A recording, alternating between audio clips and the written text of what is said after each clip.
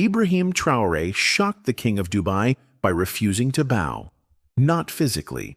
The 35-year-old president of Burkina Faso didn't kneel or lower his gaze, but in every way that mattered.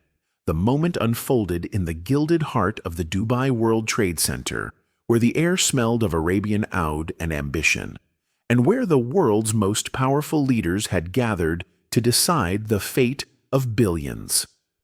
Sheikh Mohammed bin Rashid Al Maktoum, Dubai's ruler and the architect of its sky-piercing futurism, sat at the center of a crescent-shaped table, his white kandura crisp against emerald-green chairs, worth more than most African villages earn in a year. Traoré, dressed in a faded military uniform instead of a tailored suit, stood before him like a shadow from a different world.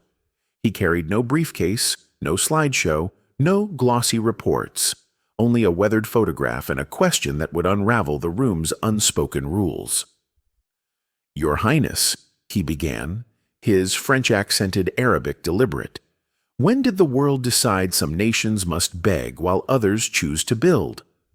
The silence that followed was thicker than the humidity clinging to Dubai's glass towers. Delegates from New York, Beijing, and Paris froze mid-sip of their karak chai. Silicon Valley billionaires paused their pitch rehearsals.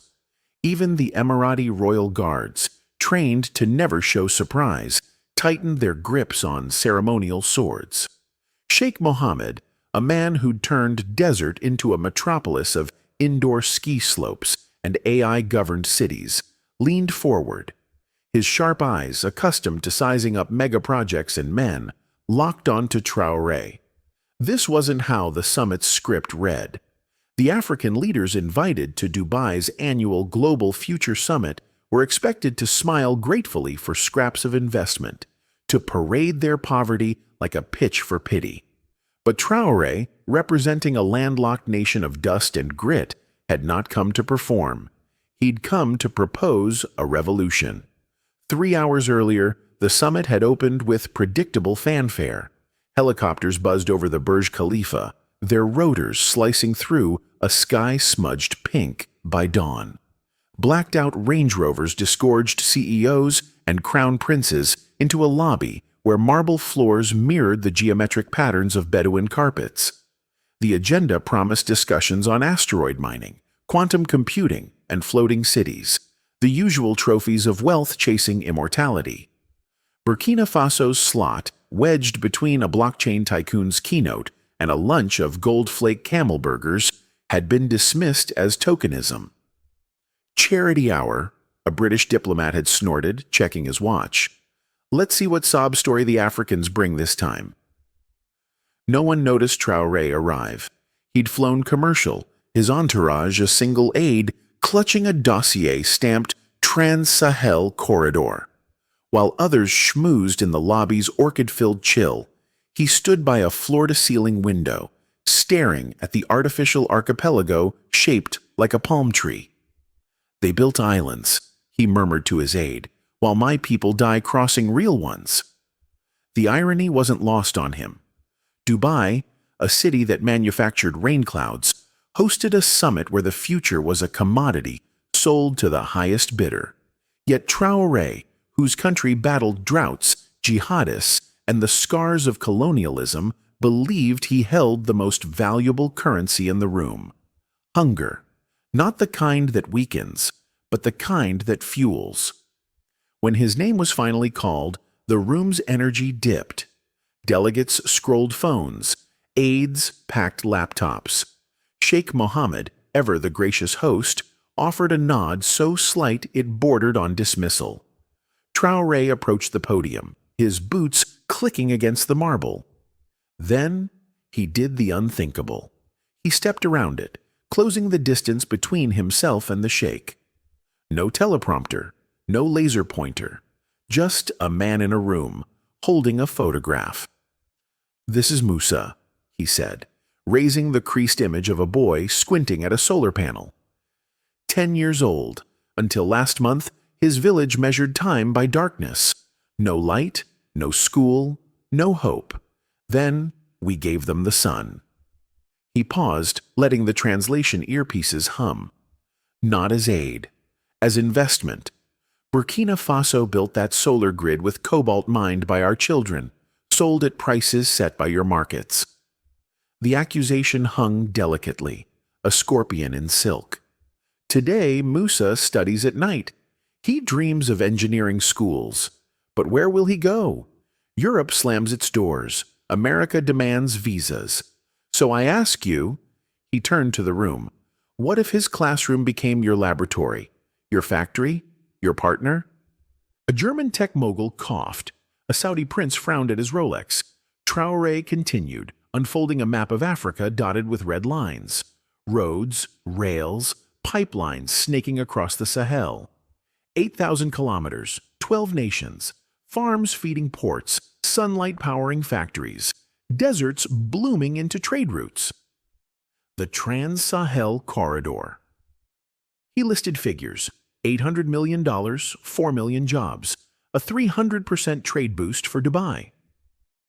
A drop in your sovereign fund, he said, staring at Sheikh Mohammed. But a flood for us, and you'll earn every dirham back, with interest.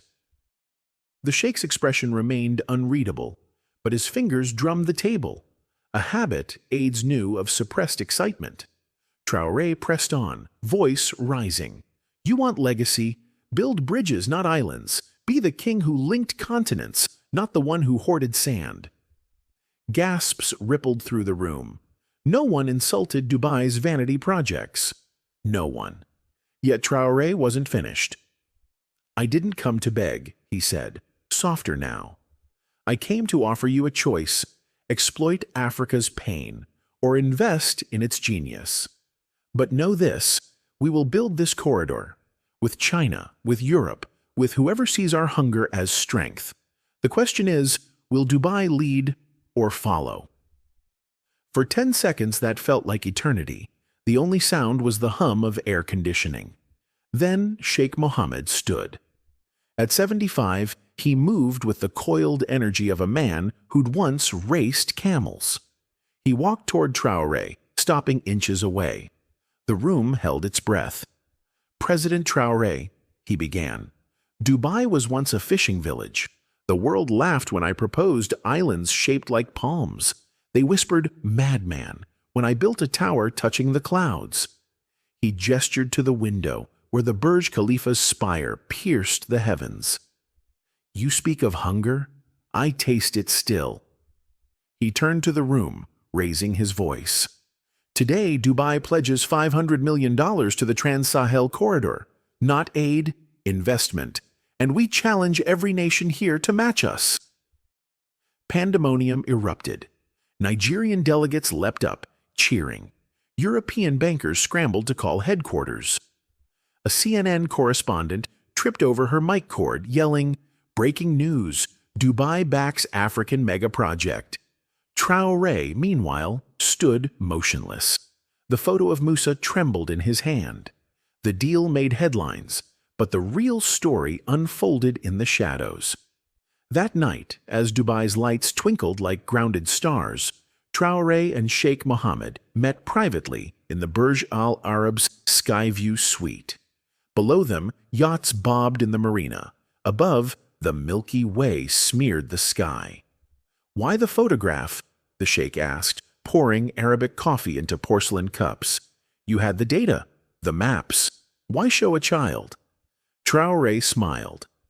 You once told Forbes your first memory was watching your father negotiate with British oilmen. You said he traded sand for schools. And? Musa is your sand. The sheikh chuckled, a raspy sound. Clever, but dangerous. What if I'd said no? You didn't. And if the corridor fails? If your people can't deliver? Traoré sipped his coffee, bitter and cardamom sweet. Then we'll fail upright, like our name says. Burkina Faso, the sheikh mused. Land of honest men. Men who keep promises, even when it burns. The burn came sooner than expected. By dawn, criticism raged. Paris accused Dubai of destabilizing Francafrique. Beijing quietly canceled a meeting with Burkinabe ministers. A far-right Italian politician tweeted, "Traoré is a jihadist in disguise." But the fury only fueled the partnership. African markets soared. Nigeria's naira gained against the dollar. In Ouagadougou, crowds danced to Dubai Faso, a new anthem blending djembe drums and electronic synth. Traoré, however, faced hell at home. Militants ambushed a corridor survey team. Protesters in Bobo Dioulasso demanded immediate jobs, not promises.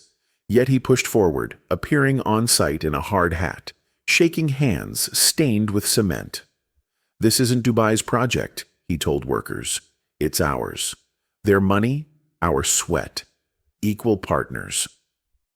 8 months later, the first completed stretch of corridor, a 200-kilometer highway linking Burkina Faso to Ghana, opened with Musa cutting the ribbon.